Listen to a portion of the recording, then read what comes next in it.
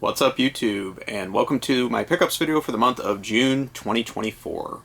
Did a little bit of travel at the very beginning of the month and went back to the Illinois Game Con, which is held in Bloomington, Normal, Illinois, in central Illinois every year. And so was pretty excited to go. I think this is my third or fourth year going. It is out of town for me, but it's not like super out of town. I can get there in about 3 hours, so it's a pretty easy con to get to.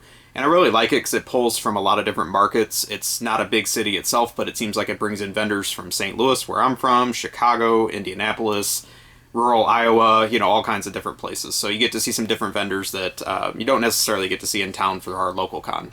But the majority of the stuff I'm going to show you actually came from the con. I had a pretty good day there, and then I will go over just a couple other things I got as well. So first thing I got was not from the con. This was actually from the Japanese retailer Cigar that I've bought from multiple times.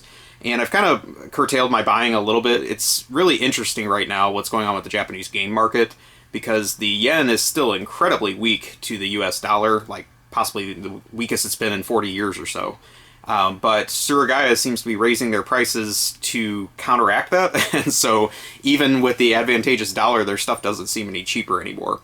Or there's also the YouTube trend of news going around that the Japanese game stores are just getting wiped out by tourists, and they're either A, running out of inventory, or getting fed up with it and trying to come up with ways to counteract some of that. So, long story short, I haven't bought a whole lot from them lately, but they did get my attention because they were running a free shipping sale this week, and I decided to order something on a whim last weekend.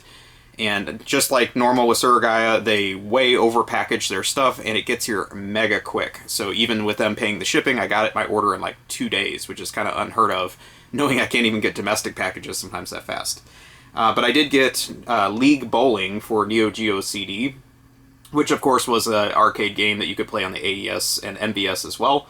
And I've always liked this game. I kind of came to it late. It wasn't something I played in the arcade back in the day, but I generally like bowling games, and then this one is very cartoonish as per SNK's normal MO, and so very fun to play game, very pick up and play, that kind of thing, and looking forward to checking out the CD version of this as well. Not a super expensive title for the system, but one that I just hadn't come across locally or anywhere in the US, I guess, on all my travels. So very happy to get that, even though I had to import it. Kind of looking back, I wish I'd done a little more shopping because the sale has now ended with the free shipping, and honestly that would have saved me quite a bit of money because their shipping is usually about 20 bucks a game or so, or at least per package. So hopefully they run that promo again. That will kind of encourage me to start buying from them, hopefully some more in the future. So let's talk about stuff I got at the con, which is, again, going to be the bulk of the video today. First one of these that I bought to complete a subset, and it is now complete. And this is one that I just never had for the PS1. This is Final Fantasy Origins, which has Final Fantasy 1 and Final Fantasy 2, which were originally Famicom games. I never really was a huge fan of the original Final Fantasy on NES, and so this one plus its sequel wasn't like something that was super on my radar whenever this came out, but I appreciate that they did release this on the PS1 and then obviously remastered them to some extent. So I'll have to check it out and see if it's something that would hold up today. I'm imagining they'll be a little bit crude compared to later Final Fantasy games, but nice to get this either way. So I won't say what the subset is I completed, but maybe you can guess in the comments which what I have finished and what I will make an upcoming video for a PS1 subset that I've now completed. So we will move on from there. This was probably, well, it was number one, my biggest purchase at the con, but also one that I've been looking for a very long time, and that is Tiny Toons Adventures Scary Dreams for the Game Boy Advance. And probably on initial reaction to that, you're thinking, why on earth would you want just some licensed cartoon game from a very dead franchise that came out on the GBA? Well, the secret with this one is this was developed by Treasure, who made some of my favorite games throughout the 90s and 2000s, I would say. And so very unique that this came out the way that it did on GBA. They had developed the game. I believe it was published in Europe pretty early in the GBA lifespan, so like maybe in 2002 or so, and it was supposed to come out in the US all along, but for some reason it got shelved, and for several years nothing happened with this game. So the publisher Conspiracy Entertainment, which had done some of the other Treasure releases in the past, for some reason decided to put it out very late in the GBA lifespan, and I don't think they printed hardly any of these. So just very, very uncommon game to find. is okay. I wouldn't say it's like Treasure's best game. I think it was one of their first games they developed for the system, so you can actually see some of the things that they had developed from a game mechanics in this that carried forward to some of their later titles like Astro Boy that were much better on the GBA. But did play this quite a bit. It has kind of a unique gameplay aspect in that you play as Buster Bunny, but you have helper characters for each of the stages, and you can pick which helper you want to use. Each of them have different attacks or things that they can do to help you out, like helping you with energy and things like that.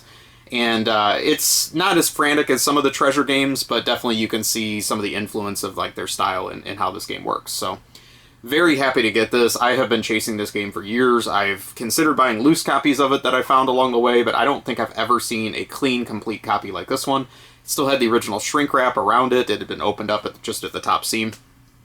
So very happy to get this in my collection, and I just don't think there's a whole lot of these out there. The vendor that I got it from, he knew what it was, but he also had a lot of other killer stuff, so it wasn't really a highlight of his booth. It was kind of tucked away, and I happened to spot it. So very happy to get this for my Treasure collection, which maybe I'll go for the collection of all those releases as well.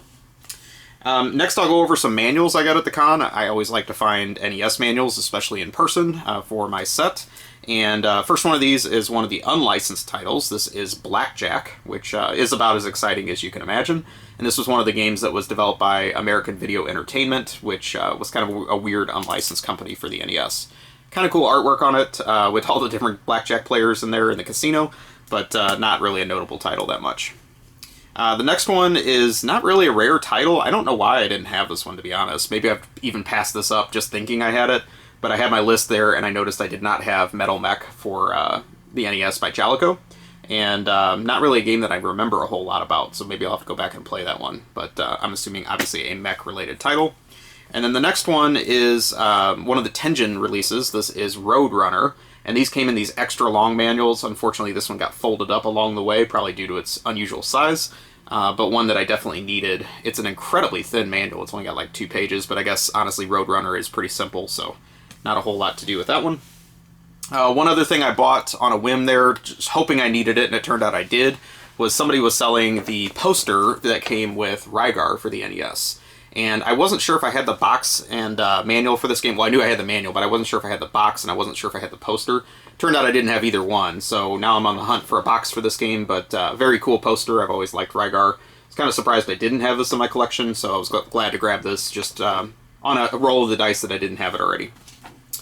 Also, I'm always looking for magazines when I go to game conventions. It's much easier to buy them in person than to have them shipped, and didn't have any shortage of magazines at this con. Just really wasn't a whole ton that I needed. So found a few, not necessarily things I'm collecting full sets of, but just ones that looked interesting to me.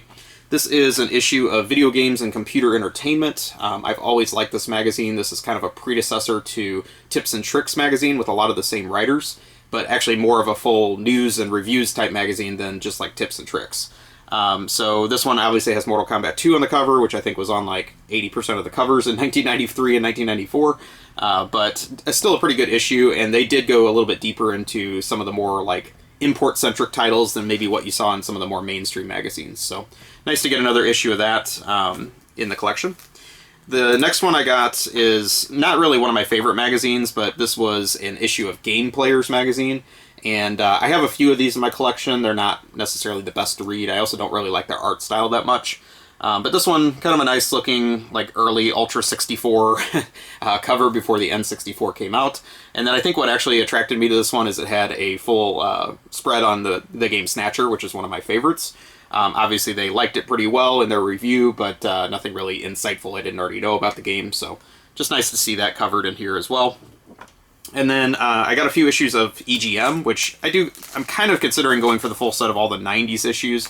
Got quite a few of them, but I also have a lot of holes in the collection, and it's kind of tough because I can't buy like straight runs without getting a bunch of dupes. So I decided to get some one-off issues that looked interesting. This is a dual cover issue for some reason. I don't know if it was just due to they couldn't figure out which game would sell the magazines more, but it has Jungle Strike and Jurassic Park featured from 1993.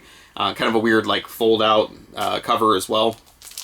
And then this one is kind of neat because it is actually issue 50, and of course it's featuring Mortal Kombat as well as Street Fighter, which both got their fair share of magazine covers during this era. This is kind of when EGMs were getting pretty thick, so you get a nice thick magazine. This is actually not one of the bigger ones of the era, but definitely nice to see that.